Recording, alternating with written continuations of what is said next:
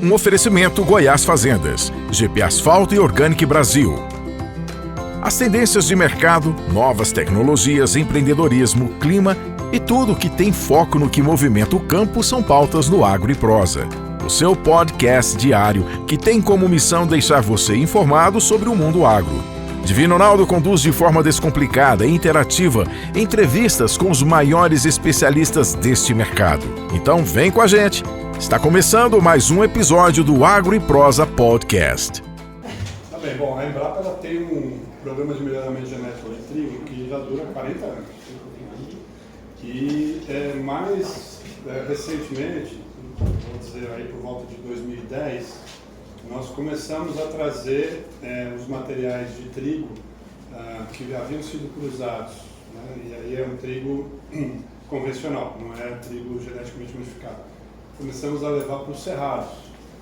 Nós temos uma unidade lá, que é Embrapa Cerrados, e começamos a desafiar, que a gente chama, né, essas variedades de trigo, e elas começaram a se desenvolver muito bem lá nos cerrados, né? Então essa é uma história que já vem de longa data, e agora, em função da guerra na Ucrânia, né, o mundo, né, percebeu que precisava buscar outros fornecedores de trigo. E aí, com a guerra na Ucrânia, os preços do mercado internacional de trigo subiram e isso estimulou os nossos produtores a produzir trigo na segunda safra e viram que com os preços praticados era mais vantajoso produzir trigo do que produzir milho na segunda safra em alguns locais, né? Em 2019, o Brasil produziu 6,2 milhões de toneladas de trigo. E agora, nessa última safra, né, que foi colhida em 2022, nós chegamos a 10 milhões de toneladas, né? Então, quer dizer, é um aumento de mais de 50% em 3 anos, né? E o que mais é interessante é que, primeiro, o Brasil hoje ele tem uma demanda de algo em torno de 14 milhões de toneladas de trigo. Então, é a única commodity que a gente importa. E o Brasil entregou agora na última safra 10 milhões de toneladas. Então ainda nós precisamos importar trigo para atender o abastecimento da nossa população. Dos 3,1 milhões de toneladas de trigo que foram plantadas no Brasil, foram 2 milhões e 800 mil no sul e 300 mil hectares no centro-oeste.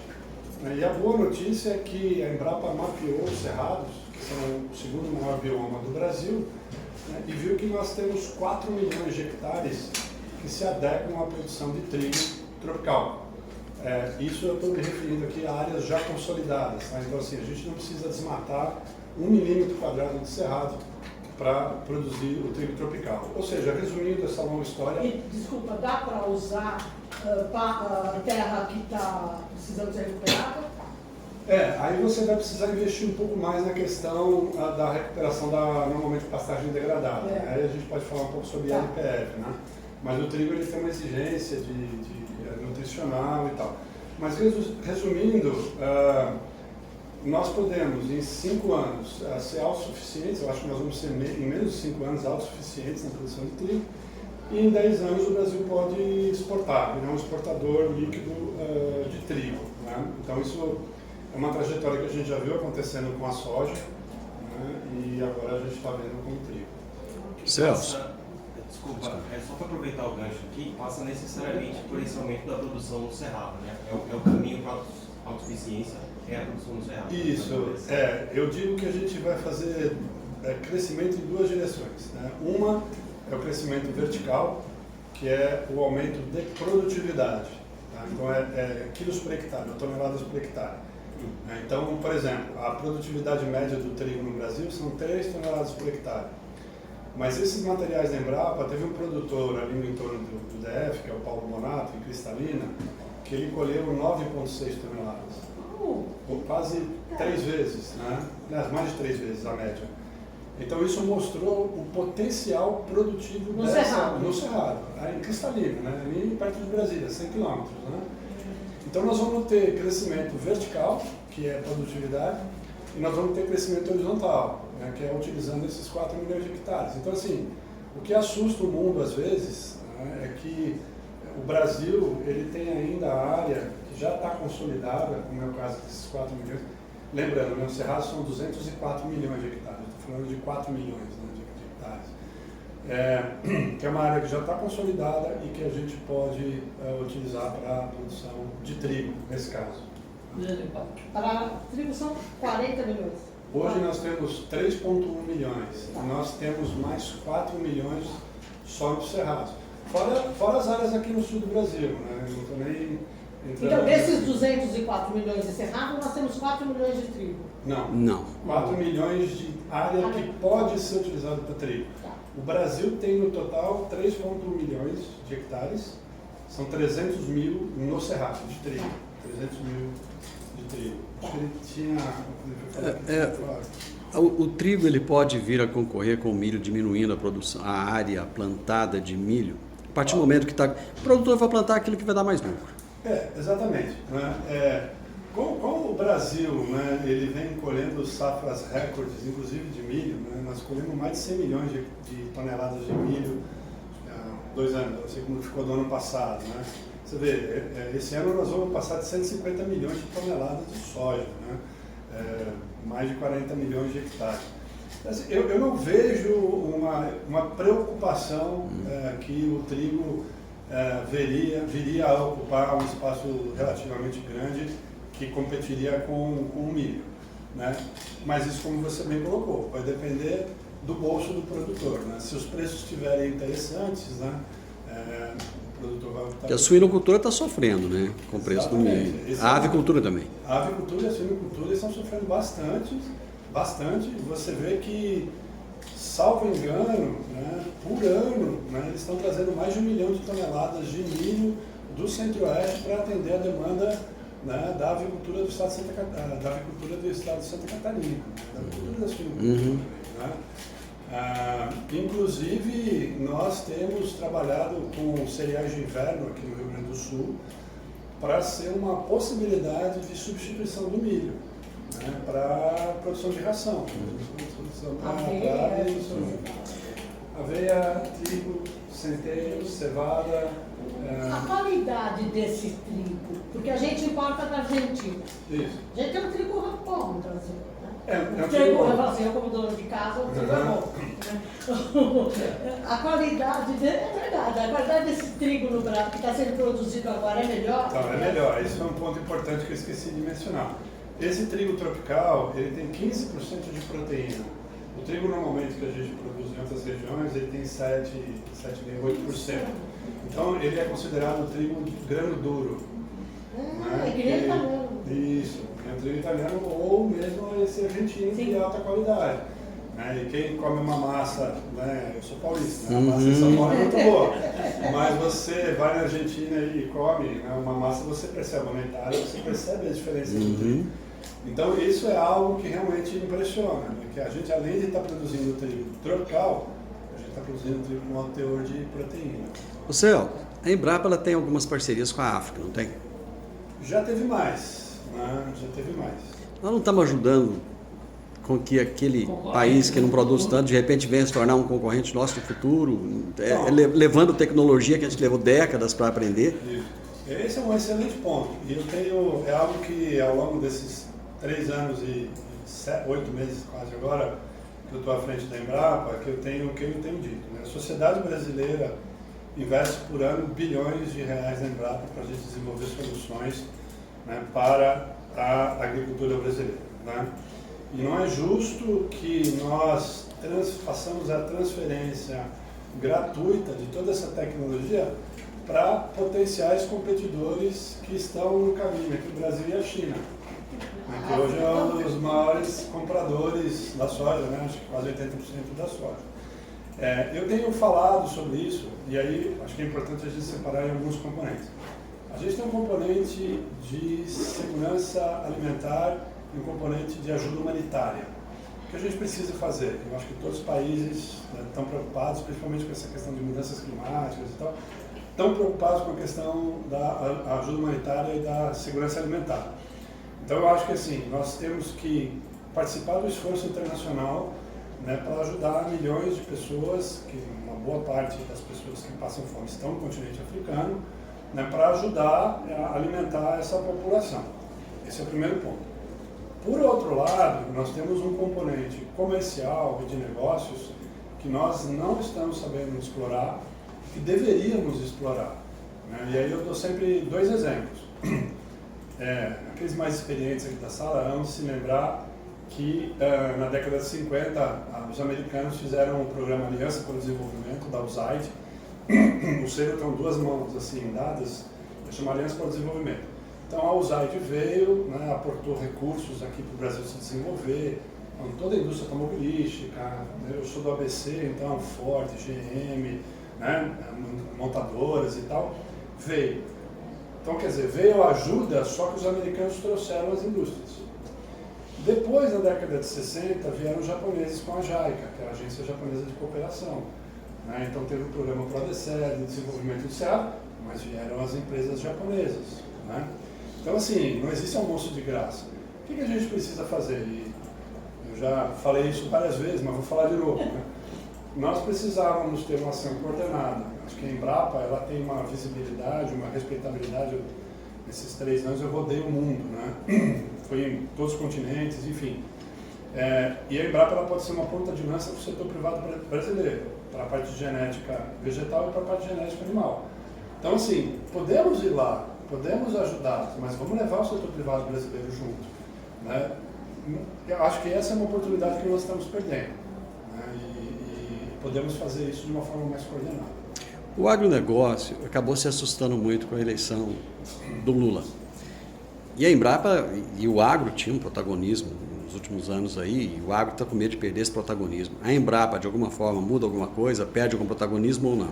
Olha, eu creio que não. Nós somos uma empresa pública do Estado brasileiro. Nós temos uma missão social importante a cumprir e isso a gente não abre mão. Né? Lá em 2019, falava-se muito sobre privatização da Embrapa, né? E eu fui um dos que foi contra a privatização da Embrapa, porque nós temos o banco genético da Embrapa, que eu falo que é a Arca de Noé brasileira, que aquele valor ele é intangível, não dá para saber quanto que vale aquilo. Aquilo é da sociedade brasileira, é nosso, é dos nossos filhos, dos nossos netos, das próximas gerações. Então, assim, eu falei que a gente não devia privatizar a Embrapa. Então, a Embrapa deve permanecer uma empresa pública do Estado, mas ela tem que se abrir cada vez mais para o setor produtivo, para o setor privado e captar recursos. Né? Então, eu não vejo a Embrapa perdendo o protagonismo. Pelo contrário, eu acho que a Embrapa vai ter um papel mais importante.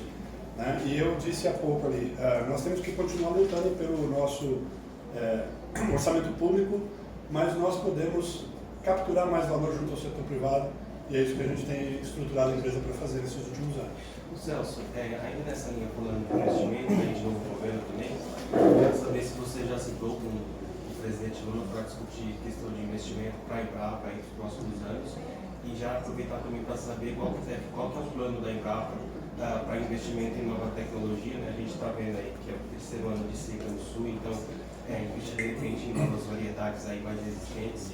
Se você já teve essa conversa aí com o presidente sobre investimentos para pesquisa, né? Que é tão importante, e qual deve ser a prioridade para a Embrapa para essa nova safra aqui?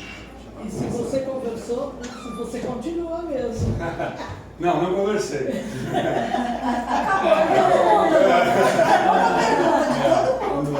Não conversei, conversei com o nosso ministro, Fábio, né? E ele tem dado várias declarações falando da importância, da relevância da Embrapa, e que se tenha a ideia de fortalecer ainda mais a instituição. Eu acho que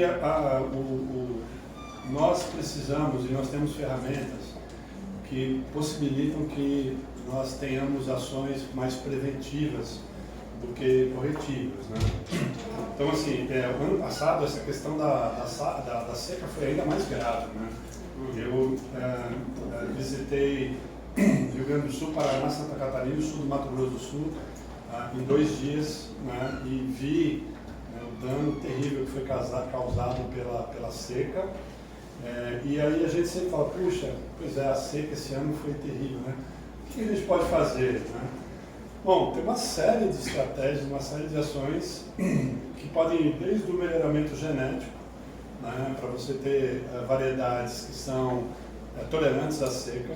Isso é melhoramento genético convencional, e você tem melhoramento genético via transgenia ou via edição genômica, e a gente vem trabalhando. O grande problema, então a gente tem 3 feitos: melhoramento genético convencional, né, que você pega plantas que você observa que tem tolerância seca, que você cruza para transferir aquela característica.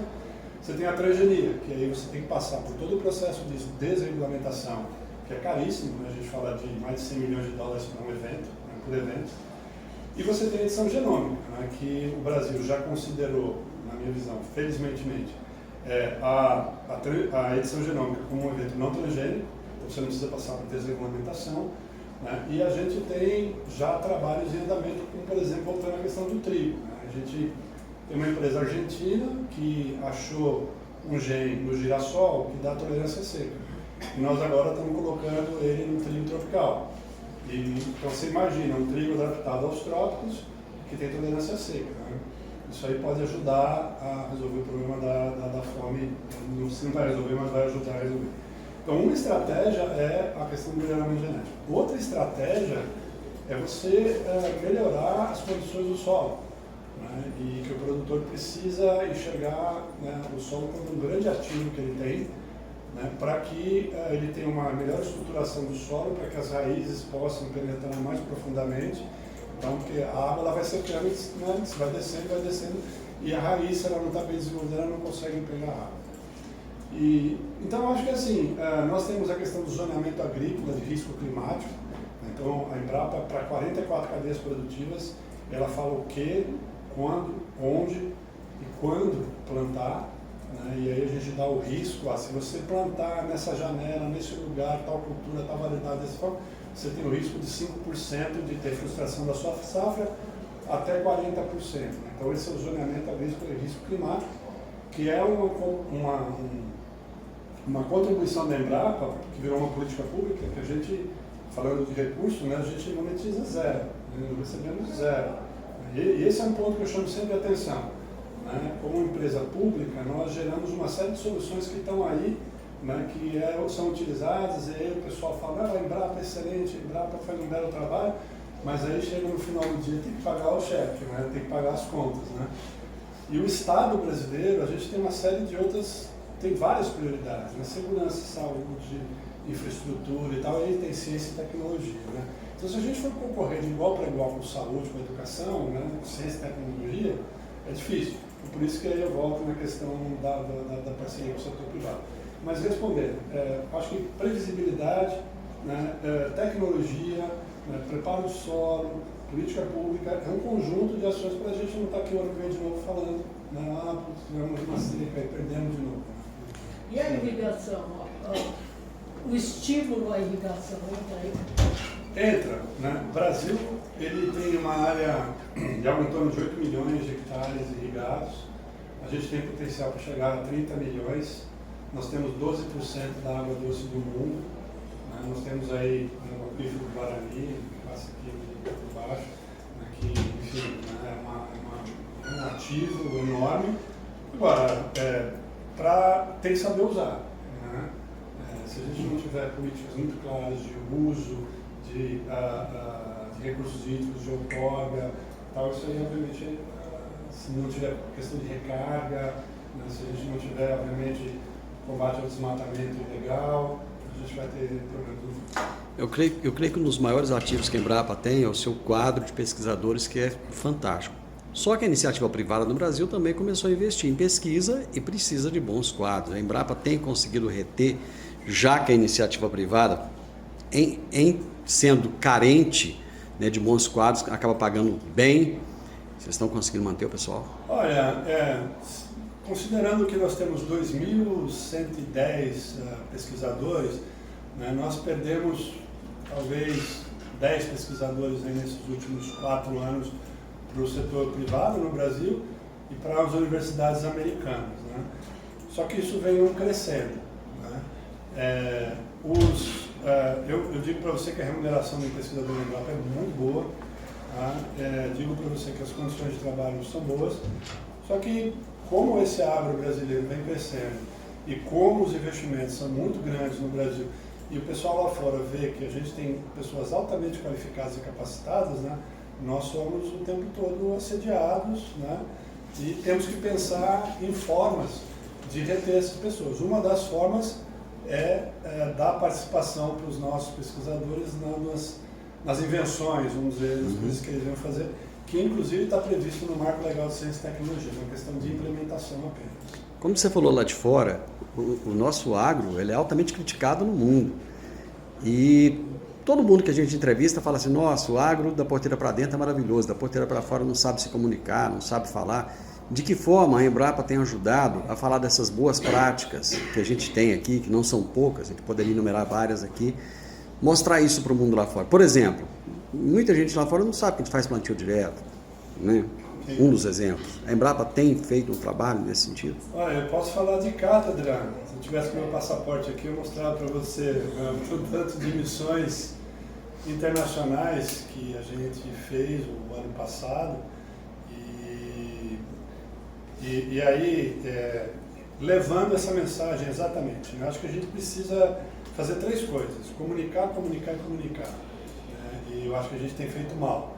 Né? Dentro da minha capacidade restrita, né? Eu, ano passado, junto com a Apex, né? A Apex tem um programa muito interessante que é o PanAgro, eu estive em vários lugares do mundo, né? Mostrando esse agro que produz e preserva, né, esse agro esse produtor, né, que preserva no bioma amazônico 80% da propriedade dele.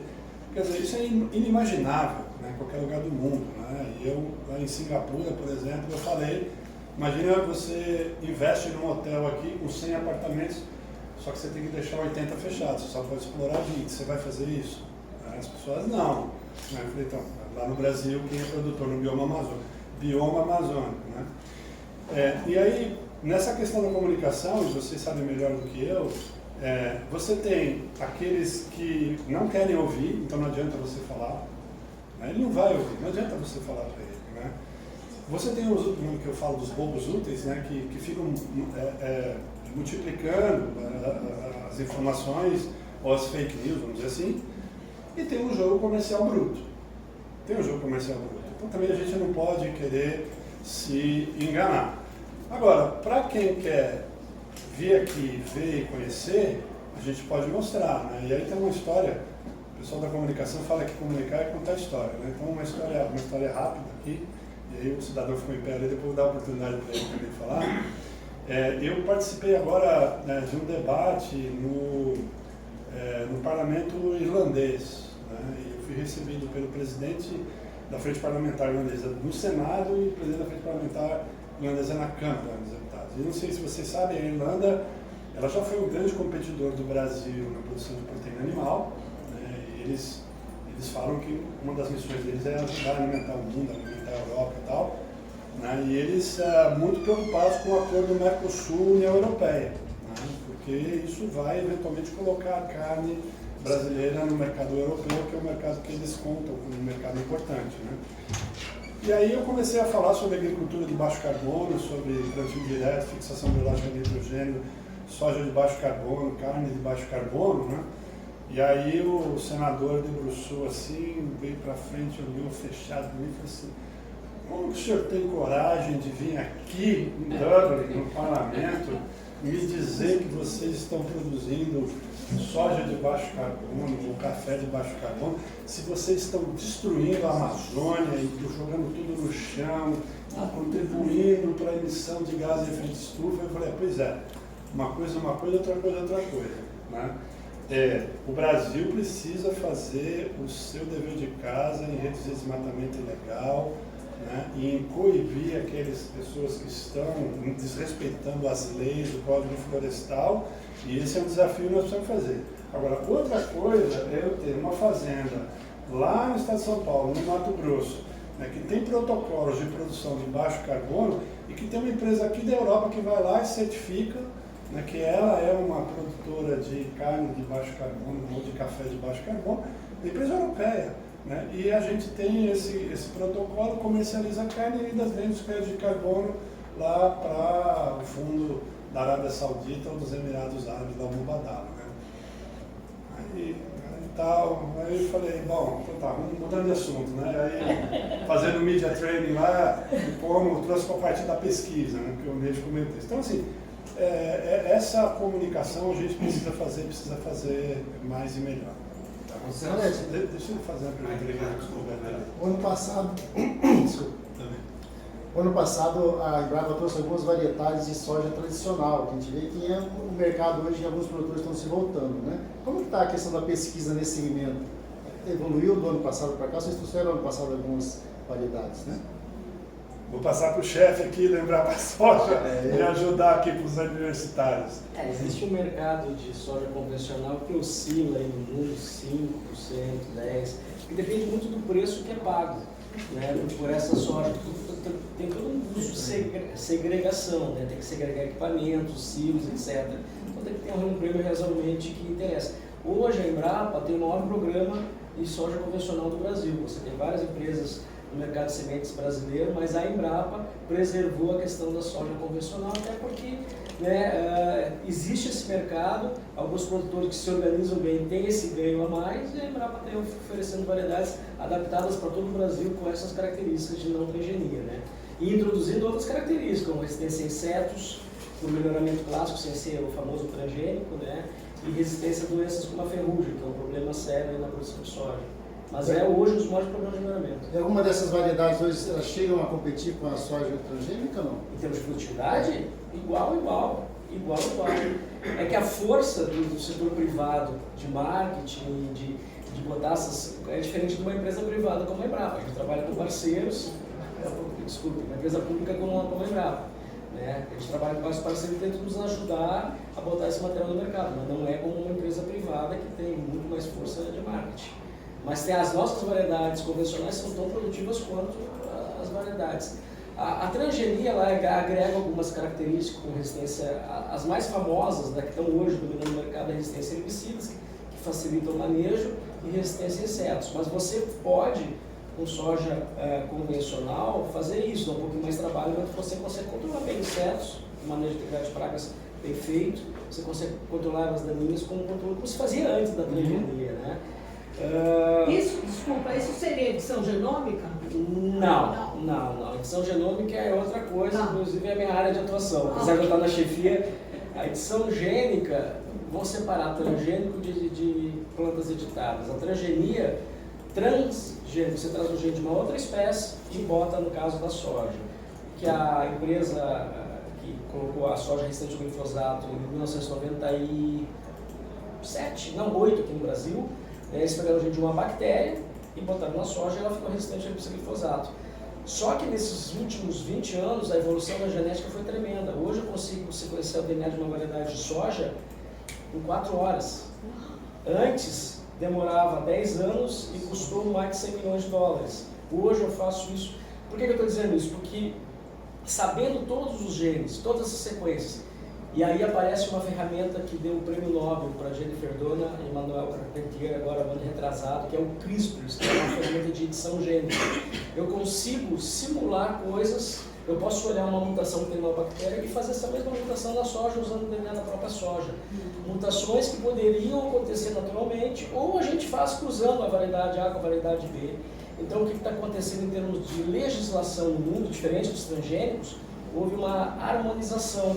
A Europa ainda está assim, mas China, Austrália, Japão, todas as Américas, né, estão com uma legislação que diz: se eu usei edição gênica para fazer uma mutação que poderia já acontecer naturalmente, ou fazer via programa de melhoramento, por que eu vou considerar transgênico e ter um custo absurdo, que nem o presidente falou, que é para desregulamentar um transgênico? O que aconteceu com o transgênico é que, devido à polêmica, né, do transgênico em plantas, porque o transgênico na indústria, a gente tomou vacina, a gente usa insulina, é tudo transgênico, ninguém falava nada antes da soja, né? É que se criou uma polêmica, cada país criou uma regra e ficou muito caro. Então a Embrapa hoje está liderando aqui no Brasil, nós somos as primeiras plantas editadas para tolerância seca, para outras características, não são transgênicas, e a gente entende que já foi, né? A gente submeteu na CTN Bio que não é transgênico. Aí o custo de desregulamentação despenca. Desculpe, presidente, me alonguei aqui. Tudo bem, Só para complementar, existe uma região do Brasil hoje que a soja convencional está mais presente ou Está bem espalhado, mas o Mato Grosso hoje talvez o estado esteja plantando em algumas regiões soja convencional. Aqui no Paraná tem algumas áreas, em termos de área talvez seja Mato Grosso. É difícil dizer, oscila muito, né? Mas é menos de 5% da área de soja, oscila. Mas já foi menos nos últimos anos também. Já é o preço. Se tu tem um mercado que é garantido o preço, aí o cara se organiza, tu tem que produzir semente em volume para o próximo ano tu ter, né? Se o preço cai, o cara desiste e vai pro... Mas é um mercado em crescimento, digamos, ou não? É um mercado em crescimento, é difícil falar porque, de novo, depende do preço. Nesse momento ele está em crescimento. Existe uma demanda, Emirados Árabes, né, presidente, a gente estava conversando, a Europa continua importando, no próprio Japão nós tivemos reuniões com o pessoal de algumas agências do Japão que vieram conversar conosco, né, existe um interesse sim grande por soja convencional, né. Agora, falando como biotecnologista, soja transgênica convencional não tem, do ponto de vista de biossegurança. Parece que às vezes os prêmios não são tão bons e se agregar esse negócio também não é complicado, né? Não é fácil. Então, se o preço começa a baixar, o custo de segregar é muito caro. Porque qualquer resquício, qualquer poeira que eu tiver no silo, se chegar um navio lá com um pouquinho detecta. As técnicas conseguem detectar picogramas de DNA de um transgênico. Então, tem que segregar muito bem, né? Porque senão... Ótimo, obrigado. Deixa eu só voltar rapidinho na questão do carbono que você estava comentando agora há pouco, né? A gente já está finalizando o novo Plano Safra, já tentando ali conjecturar o que vai ser esse próximo, né? E o ministro Fávaro, ele tem já feito algumas reuniões aí com os líderes do setor para justamente essas linhas de crédito de carbono. Então, eu queria saber, fazer um pouco de exercício de futurologia, né, da tua parte, para esse novo Plano Safra, esse novo Plano Safra, se as linhas ali mais sustentáveis, se essa questão da redução da pegada de carbono vai estar mais presente do que nunca e se, como todo ano, o desafio vai continuar sendo a disponibilidade de recursos para essas linhas. Eu acho que a resposta para as suas duas perguntas é sim. Eu acho que, pelo que o ministro tem colocado, fala dele, essa questão da agricultura de baixo carbono ela vai ser muito potencializada. Eu acho que é uma decisão muito acertada, porque nós temos o Plano ABC, que entrou agora na segunda década, né, que é o Plano ABC+, que tem na sua base tecnologia desenvolvida pela Embrapa, é algo que já se mostrou uma política pública de sucesso. Né? E, como sempre, a gente sabe que o espaço orçamentário é sempre limitado. Né? Então, hoje a gente esteve aqui com o secretário de Política Agrícola, ele disse que vai dialogar, vai trabalhar para que a gente tenha os recursos necessários e suficientes para financiar a agricultura em 2023. Desculpa, para financiar a agricultura? Em 2023. 2023, tá. E garantir, assim, se vai trabalhar, não garantir. Não, ele não garantiu. Diz que vai trabalhar, né, porque é sempre com o espaço orçamentário sempre é limitado. Mas ele falou que tem muita... Vai trabalhar para ampliar. Para ampliar. Presidente, eu posso perguntar sobre aquela questão das alternativas ao consumo de milho para os animais? Porque lá no Rio Grande do Sul, ano passado, o pior foi com a soja, que quebrou 54%, enquanto o milho quebrou 30%. Esse ano a seca chegou antes e pegou o milho em floração. Então, na última sexta-feira, a matéria indicou quebra de mais de 50%. Já. Como é que está essa questão do desenvolvimento de tecnologia para alternativa a suínos, as aves, até para gado, porque apesar de ter pasto, tem a finaleira lá, né? Sim. E o gado de leite também. Sim. Que tem lá. Como é que está essa? Então, esse é um projeto que, na verdade, acabou virando um programa, né, da Embrapa, né, que são os cereais de inverno, né, que é trigo, cevada, centeio, aveia, triticale, né, que foi colocado como uma opção para o produtor, né, e que a gente começou a ver as empresas, né, que estão centradas na avicultura e na suinicultura começar a substituir, né, obviamente que não em grande quantidade, mas assim, começou-se a testar na substituição, eles produzem substituição ao milho. Né? Então, assim, para ter, vamos dizer assim, informações mais detalhadas, a gente precisaria falar com o nosso pessoal da Embrapa Suínos e Aves, que fica em Concórdia. Tá. Então, eles têm as informações, mas a informação que a gente tem é que é uma iniciativa de sucesso, né, que obviamente depois você precisa balancear. Uma coisa é você usar o milho e balancear a ração, outra coisa é você usar outros cereais que tem outras proteínas, outros minerais e tal. Mas é uma iniciativa de sucesso, né, e aí o que mostra mais uma vez, né, que vale a pena investir em ciência e inovação, né, porque aparecem problemas na nossa frente que a gente fala, bom, e agora? Porque se você pensar num frango, ele é um saquinho cheio de milho, né? E aí na hora que falta o milho, você vai dizer, como é que eu vou produzir o frango, né? E aí vem a ciência e fala, olha, você pode usar o triticado, você pode usar o trigo, você pode usar aveia, você pode usar centeio, até farelo de arroz andaram usando, né? Que é bem mais pobre quando você compara com o teu proteico do milho. Sim. O senhor falou em incentivar o trigo na safrinha de milho, que foi que ele questionou. A gente está do Paraguai, Argentina, do Centro-Oeste. Isso pode, de certa forma, intensificar essa falta lá para baixo? Tá. Na verdade, eu não falei que a gente deve incentivar o trigo em detrimento do milho. Na verdade, assim, o produtor, né, ele é um empresário, né? Então ele faz a conta. Bom, eu plantei soja na primeira safra, o que eu vou colocar na segunda safra? Aí ele, obviamente, quando ele vai fazer o plano dele, ele analisa, vê o mercado, ele vê as tendências e fala, não, é melhor eu produzir milho porque isso aqui já está firme e eu consigo uma renda melhor. Essa última safra do trigo, por exemplo, nós vendemos para o exterior, para os países árabes, 4 milhões de toneladas de trigo. Então, olha, o Brasil precisa de 14, nós produzimos 10, mas vendemos 4. Então, nós ficamos com 6, tivemos que importar 8 para atender a demanda, né?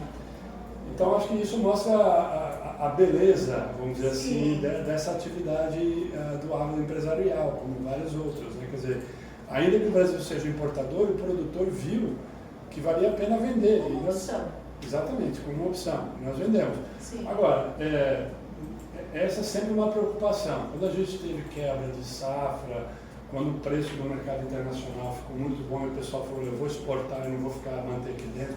Como a gente tem um mercado livre iniciativa aberto, né, sempre causa calafrios, né? E fala assim, vai faltar milho para alimentação animal, e aí se falta para alimentação animal, aumenta o preço, isso é inflação e tal, e aí, né, tem que se fazer todos os cálculos. Por isso que é muito importante a gente esclarecer, Por isso que eu pergunto. isso, ter tecnologia e ter políticas públicas adequadas.